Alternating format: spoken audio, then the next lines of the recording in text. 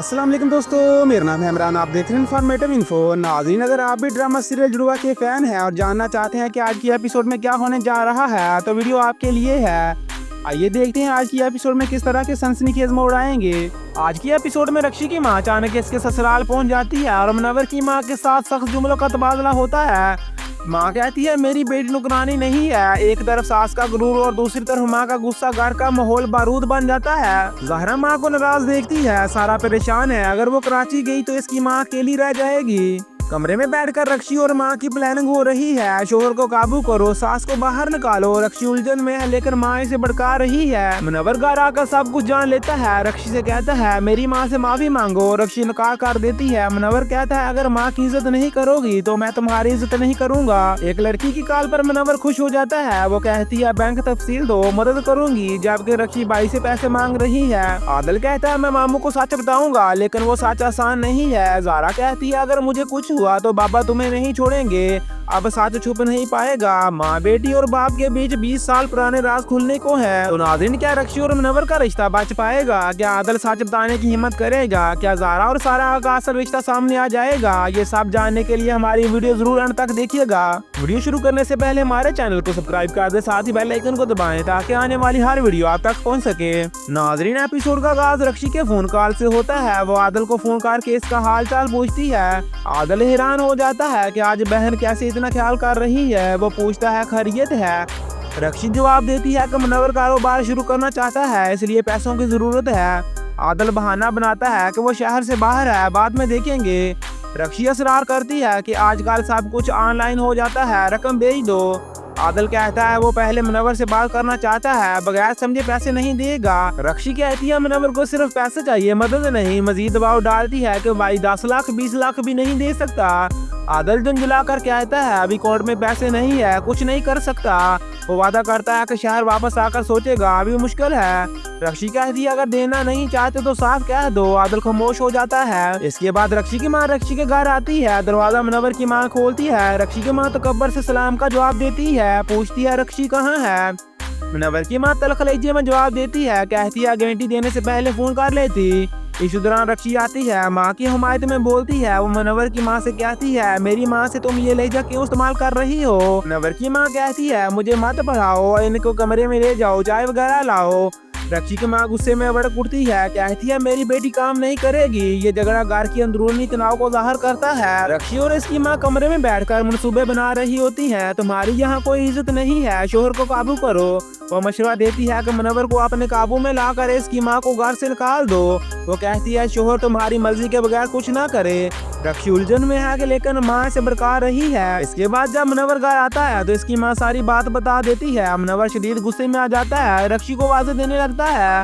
माँ रोकती है और कहती है इसलिए सब कुछ नहीं बताया था। मुनव्वर बोलता है मेरी माँ की बेइज्जती की है कैसी हिम्मत हुई? रक्षी आकर पूछती है क्यों चीख रहे हो? मुनव्वर गुस्से से कहता है तुम और तुम्हारी माँ ने ज्यादती की है। रक्षी कहती है बस करो, मुझ पर क्यों चीख रहे हो? मुनव्वर कहता है शुक्र करो, मैं सिर्फ चीख रहा हूँ, मेरी माँ से माफी मांगो। रक्षी माफी मांगने से इनकार कर देती है। कहती है मैं हरगिज़ माफी नहीं मांगूंगी। मुनव्वर की माँ बेटे को रोकती है, लेकिन मुनव्वर सख्त मौक़िफ़ अपना लेता है। वो कहता है अगर मेरी माँ का एहतराम नहीं करोगी तो मैं तुम्हारा नहीं करूंगा। रक्षी खामोश हो जाती है और सोचती है मेरे साथ क्या हो रहा है। दूसरी तरफ ज़ारा की माँ नकरानी से ज़ारा का पूछती है। नकरानी बताती है कि वो मेहमान के साथ है। माँ गुस्से में आ जाती है। ज़ारा ने कहा था कि तबीयत ठीक हो जाए तो कराची जाएंगे। माँ नकरानी को कहती है जाओ इसे बुला कर लाओ। ज़ारा सारा के कमरे में जाती है, देखती है कि वो बहुत खुश है। ज़ारा सारा से पूछती है क्यों खुश हो? सारा कहती है नहीं मैं बस वैसे ही लग रही हूँ। ज़ारा इसे कहती है कल तैयार हो जाना, हम कराची जा रहे हैं। सारा कहती है अगर मम्मा चली गई तो मेरी माँ का क्या बनेगा? सारा सब कुछ मना कर देती है। कहती है मैं कराची नहीं जाऊंगी। ज़ारा इसे समझाती है आज नहीं तो कल हमें कराची जाना पड़ेगा।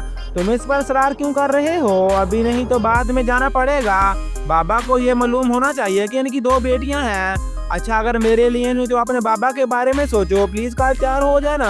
नाज़रीन, इसके बाद सारा का वालिद रात को सो रहा होता है। इसे ख्वाब आता है जिसमें 2 छोटे छोटे बच्चे होते हैं, यानी एक सारा और ज़ारा। इसकी माँ सारा को इसके घर से लेने आती है।